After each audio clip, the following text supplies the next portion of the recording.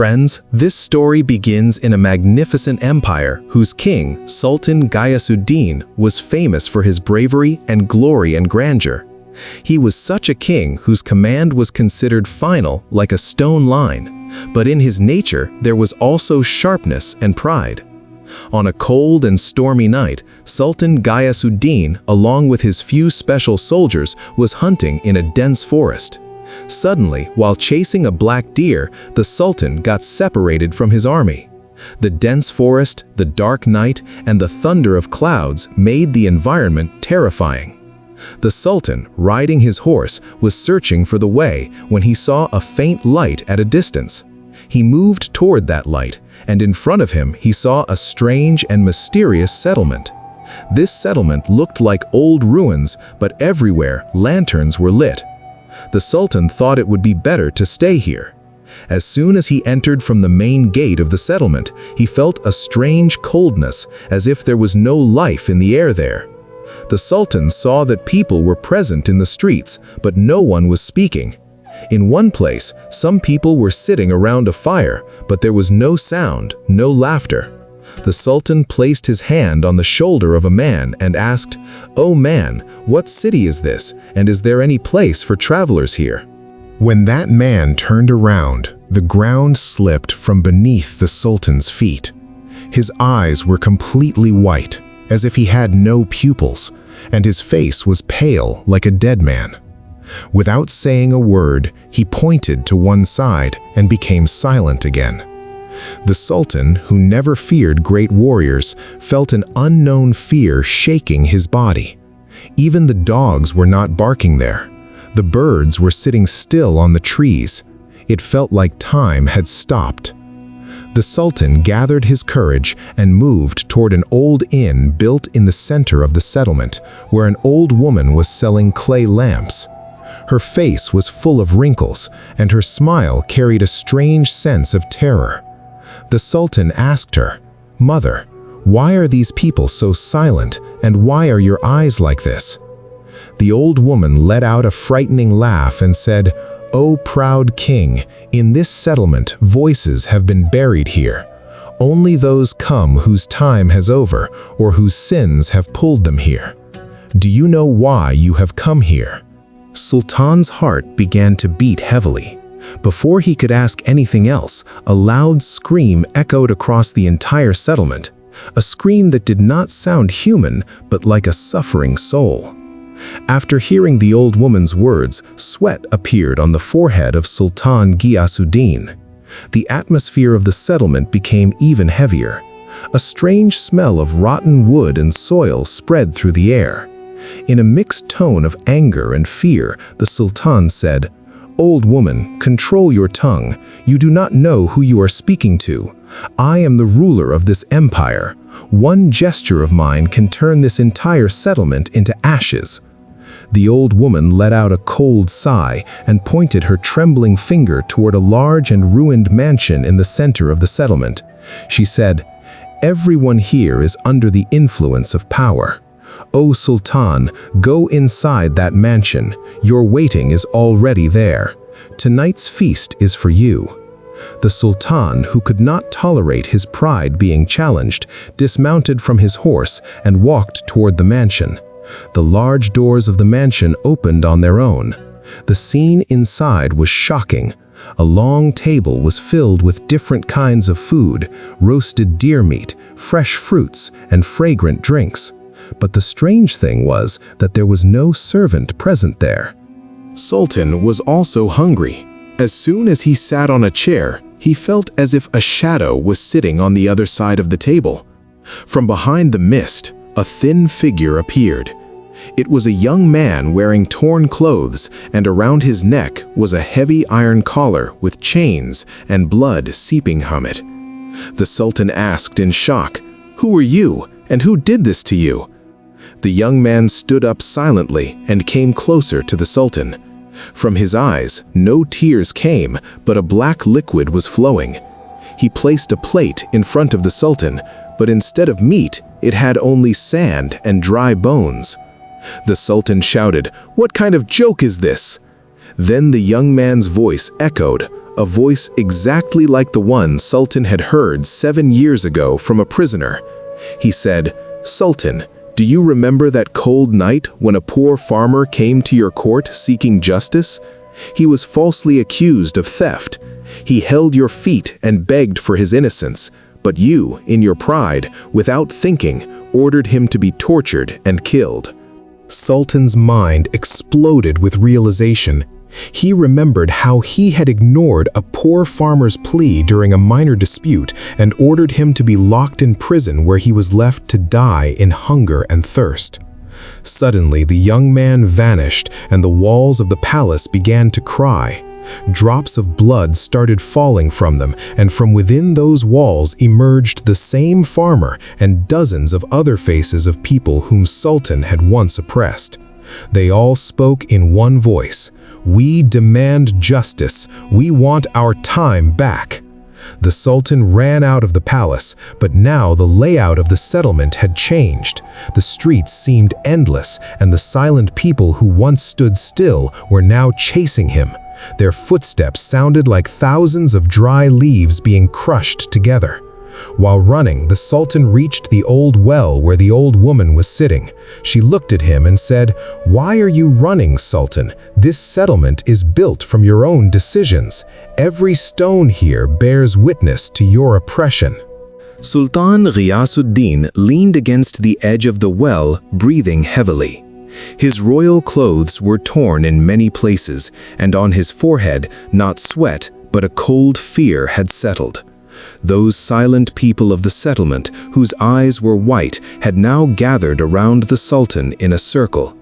With a trembling voice, the Sultan said to the old woman, "Get me out of here. I will give you half of my empire. I have mountains of gold. I will make you rich with wealth."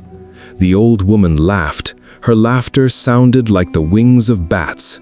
"Sultan, here coins do not matter. Only the stains of the soul count. The empire you speak of has already become a dream for you. You did not come here by your own will. You were brought here by those screams that you never listened to." Suddenly, the ground of the settlement began to shake. From inside the well, a black mist rose and took the form of an azim and grand scale. The young man with the iron collar appeared again, but this time he was not alone. Behind him were hundreds of souls whose faces were covered. On one side of the scale, a shining black stone was placed, which was the symbol of the Sultan's pride, and the other side was left empty. The old woman said, "If you can present even one deed from your life that you did without any motive and without any desire for fame, only for the pleasure of Allah, then this scale will balance and you will be able to leave from here. Otherwise, this settlement will become your eternal place." The Sultan tried to search his mind. He had built great mosques, opened free kitchens, and made conquests. But when he thought deeply, he realized that behind every good deed was his own fame or political motive hidden. He could not remember even a single moment of his life that was purely for humanity. Meanwhile, those silent people began to step forward one by one and started touching the Sultan's body. Wherever they touched him, he felt intense heat, as if he was being burned with fire. These were the pains of those people who were destroyed because of the Sultan's injustice. The Sultan screamed, "Give me one chance, I will go back and fix everything." At that moment, a heavy voice echoed in the air. "Time never turns back, Sultan. The mill of justice grinds slowly, but it grinds very harshly." The Sultan saw that the scale was now dropping rapidly, and the ground beneath his feet was breaking apart. Below, there was a deep abyss from which the same screams were rising that he had heard in the palace. He felt that some unseen force was pushing him toward that abyss. At that very moment, he saw a glimpse in the eyes of the old woman. She was not an ordinary human. She was the guardian of that settlement, present there only to hold the guilty accountable. Sultan Ghiyasuddin stood at the edge of the abyss. His feet were slipping, and the darkness below was calling him. Those silent souls had now come very close, and their hands were gripping the Sultan's royal clothes. For the last time, the Sultan pleaded and prayed, "O Master, is there not even one deed in my life that can save me?" Suddenly, the empty side of the scale moved slightly. A small piece of dry bread appeared in that empty side. The Sultan was shocked at what this was. At that moment, he remembered an incident from years ago. Once, he had disguised himself and was walking through the streets at night when he saw an injured dog dying from hunger. The Sultan quietly placed half of his bread in front of that dog and walked away. At that time, there was no witness, no minister, and he had no concern for his fame. The weight of this small good deed became so great that the scale began to balance. The Sultan felt life return to him, and it seemed that he might be saved.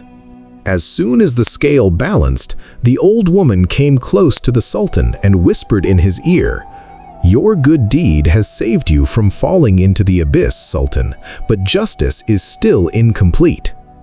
Suddenly, a loud thunder struck, and the Sultan opened his eyes. He saw that he was not on his royal bed, but lying on the floor of that same ruined palace, but his body had turned to stone. He could neither move nor speak. He could only see. The Sultan saw that his soldiers had reached there, searching for him in the forest. His trusted minister, the one he relied on the most, was standing near the Sultan's stone statue. There was no grief on the minister's face, but a sinister smile. The minister said to the other soldiers, "The Sultan is dead. Wild beasts of the forest must have eaten him, or he has been lost. From now on, this empire will be under my rule." The minister kicked the same stone statue of the Sultan and walked away. The Sultan now understood that the settlement was not outside. It was in fact a prison of time. That old woman was in reality the angel of death who had given the Sultan a chance to see his truth. The Sultan was not dead, but as a punishment for his pride, he had been turned into a silent stone of that same settlement. He had now become a part of it where he would remain alive forever. He would see everything, he would hear everything, but would never be able to say anything. His empire, his pride, and his glory all turned to dust. Friends, we learn from this story that a person is not defined by his throne, but by those hidden deeds he does in solitude. No matter how high pride rises, the justice of Allah brings it down to dust one day. Friends, to hear more moral stories, subscribe to our channel so every new video reaches you first, and press the bell icon. The stories we present can be watched by both children and adults, and families as well, because they are meaningful and teach lessons and help in making life decisions. Tell us in the comments how you liked the video. We will meet again in a new video. Thank you.